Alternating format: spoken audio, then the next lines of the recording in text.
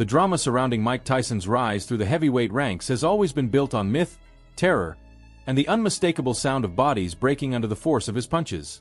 But buried within the stories of quick knockouts and explosive victories lies a rivalry so violent, so unfiltered, and so brutally honest that even today, it stands as one of the most punishing sagas in boxing history. And at the center of that storm was a man who dared to stand his ground against Iron Mike. A man who hit hard enough to rattle the king's bones.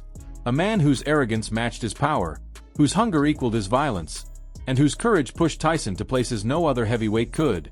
His name was Donovan Razor Ruddock, and for a brief, ferocious moment, he struck fear into the same world that Tyson ruled with iron fists.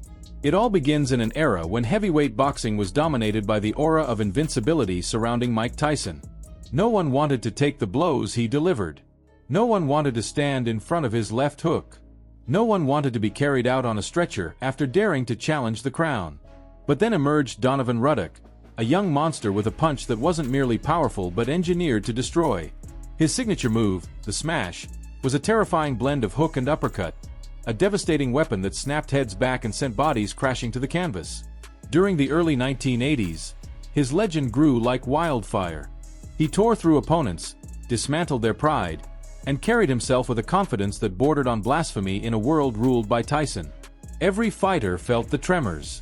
Champions like Evander Holyfield and Riddick Bowe knew exactly how dangerous he was. The whispers traveled across gyms and locker rooms.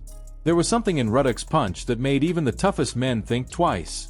And so, when the brash heavyweight began calling out every major name in the division, it didn't sound like youthful arrogance.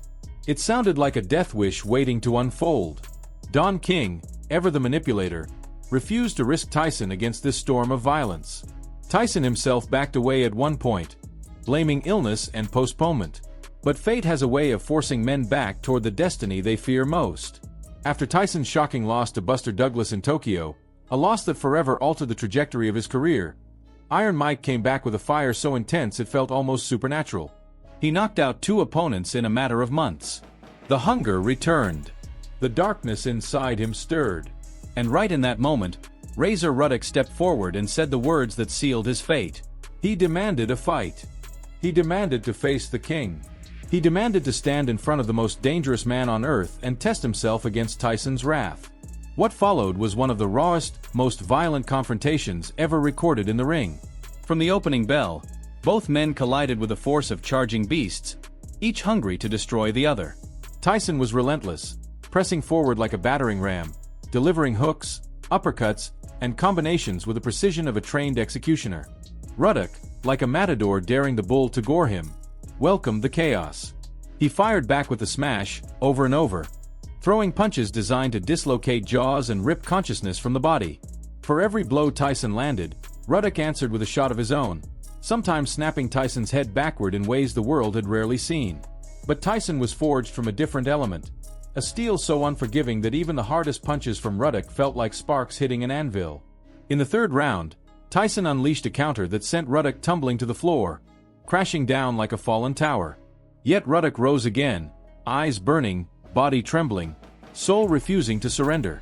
The crowd felt it. This wasn't a normal challenger. He wasn't afraid. He wasn't overwhelmed. He came to destroy Tyson or be destroyed in the process. Rounds passed like scenes from a gladiator battle. Tyson landed brutal combinations. Ruddock answered with bone-crushing smashes. Blood poured, sweat flew, and the sound of knuckles slamming into flesh echoed through the arena. But in the 7th round, in a moment that remains controversial to this day, the referee stepped in and stopped the fight, believing Ruddock could no longer continue. The crowd erupted in fury. Even Tyson shook his head, unsatisfied, wanting the fight to go on. Ruddock was still standing. He was hurt, yes, but unbroken, and the stoppage ignited chaos inside the ring. Men shouted. Teams collided. Fans screamed for a rematch. And the boxing promoters knew instantly that they had stumbled into something far more valuable than a clean knockout. They had a rivalry worth millions. 3 months later, Tyson and Ruddock met again. And the second battle made the first look like a warm-up. Tyson entered the ring like a man possessed, charging Ruddock with a fury sharpened by frustration. And it didn't take long for Iron Mike to send Ruddock to the canvas with a devastating overhand right. But Ruddock rose once more, eyes wild, refusing the fate so many others accepted without question. Tyson knocked him down again. Ruddock rose again. This time, he battled back with a vengeance. He unleashed the smash with full power, cracking Tyson with a punch so violent that the champion stumbled, mouthpiece flying. For a split second, the world saw something they had never seen before, a shaken Tyson.